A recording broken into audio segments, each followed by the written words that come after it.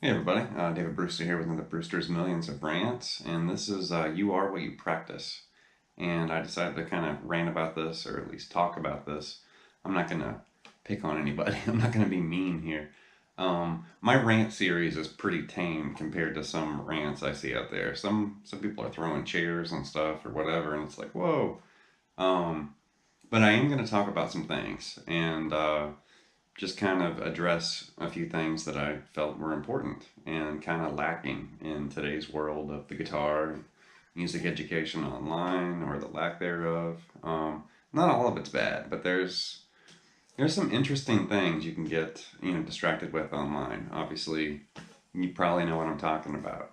Um, but I did want to point something out here before we get started. And I recently read this book. You can see my post-it note bookmark here to highlight a certain area.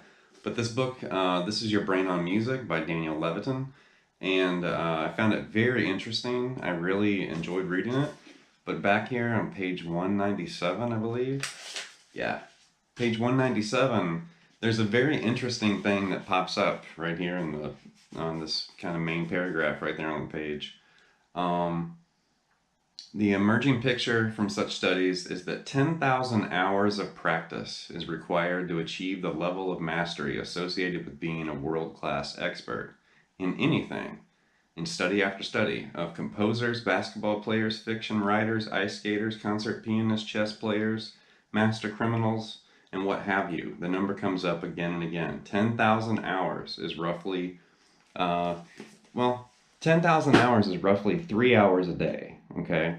Now that's 20 hours a week for 10 years. And you might be thinking, what? It's like a part-time job or whatever. But yeah, I guess that's kind of the whole point to this rant. So that little, excerpt from the book that I just read, I've actually read that in a few other books as well or other sources. But there is something to that 10,000 hours, thing. And there are arguments about this. Also in that book, he talks about Mozart. What about someone like Mozart? Mozart was a kid, a child prodigy, wrote his first symphony when he was 8. But it's like, if you really think about it, yes, Mozart was extremely advanced, not normal. He was very hyper tuned with music and very, talented, just naturally born. But one thing a lot of people don't talk about with Mozart is his dad. His dad was considered like the best music instructor, one of the, greatest music instructors in all of Europe at that time. Mozart's dad. So there have been, documented, studies and kind of revealing, why was Mozart so talented and how did he do that? How did he write a symphony at 8? Well, a lot of people, kind of conclude that possibly his dad might have started coaching him as early as 2 years old. And then by, say, 4 or 5 years old, he was able to play, like violin. He was able to kind of play, instruments. He was able to kind of think music, start writing music, as a young child. So even though he was an exceptional case, that still kind of comes into play. So Mozart's an interesting, conversation about that. But then take someone like Robert Johnson, the whole legacy of Robert Johnson, selling his soul to the devil to get better, at music. And that's it's a legacy, a historic story, behind Robert Johnson. But really, if you, read about the subject and you kind of think about things and think about how folklore was back then and word of mouth and gossip. I mean, we didn't have, Facebook and Twitter and stuff back then. Um, so you got to think, I think what happened there is Robert Johnson, went home and practiced is what he did. He went home and busted his ass and got better. And then he came out of his shell, came out of his home, started playing guitar and playing music for everybody and blew everybody away. And I think it was people gossiping. Wow, I bet Robert Johnson sold his soul to the devil to get better. And it's like, no, Robert Johnson went home and practiced. I bet is what happened, But you know how people are. You hear a story like that and people remember it and they talk about it. Next thing you know, instead of Robert Johnson went home and practiced, it's, Robert Johnson sold his soul, to get better. This brings up a very important, avenue of thought. What am I practicing? And like the title of this episode, you are what you practice.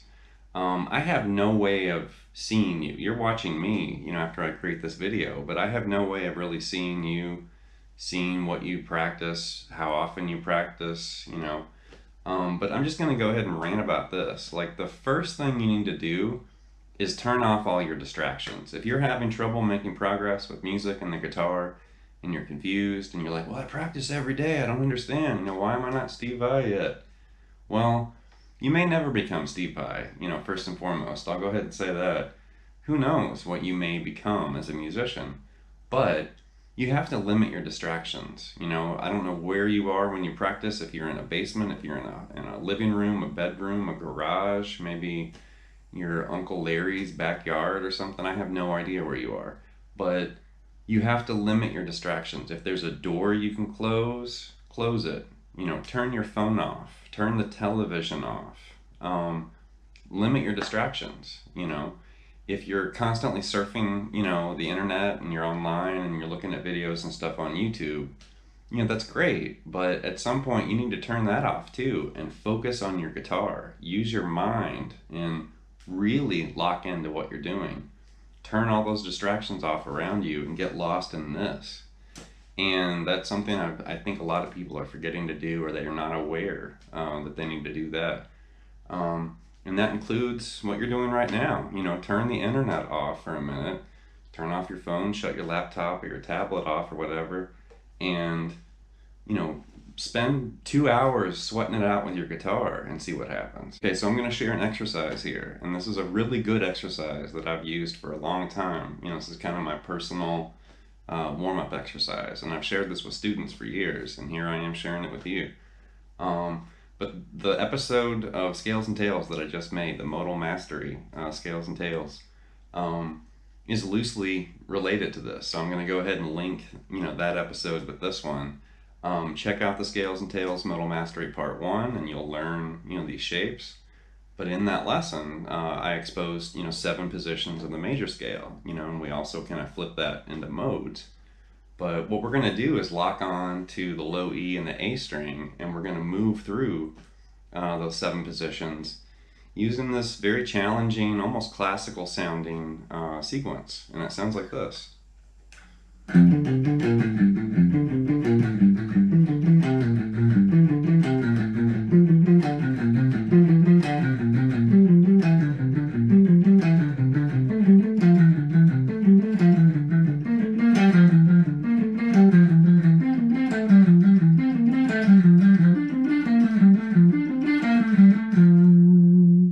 See, we're just doing this repetitive kind of almost pedal point type motion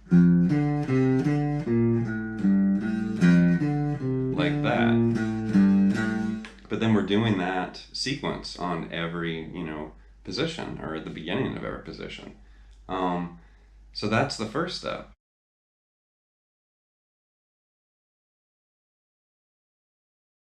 And if you know me, or if you've studied with me, or if you've been watching, some of these videos and the lessons I've been making, you probably know what's next. Now I'm going to make you play that on every string group. So now move it from F over a set of strings to B flat, and do the same thing.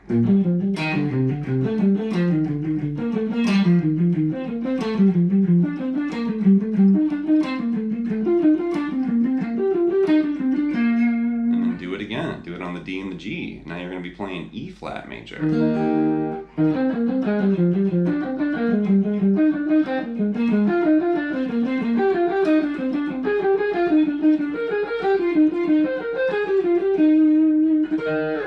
Now if you do it between the G and the B, it's going to be a little bit trickier because you have to reach up an extra fret on the B string.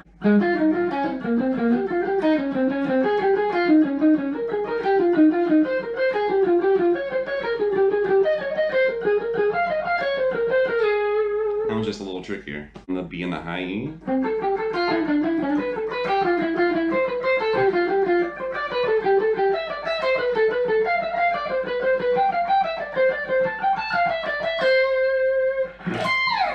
Now, that's just a really good fingering exercise. It's a great picking exercise. It's a good one to get your hands synchronized and warmed up together. You're using every string group. You're also, moving up and down the fretboard. There's definitely like a tempo or kind of a rhythm that you can lock into.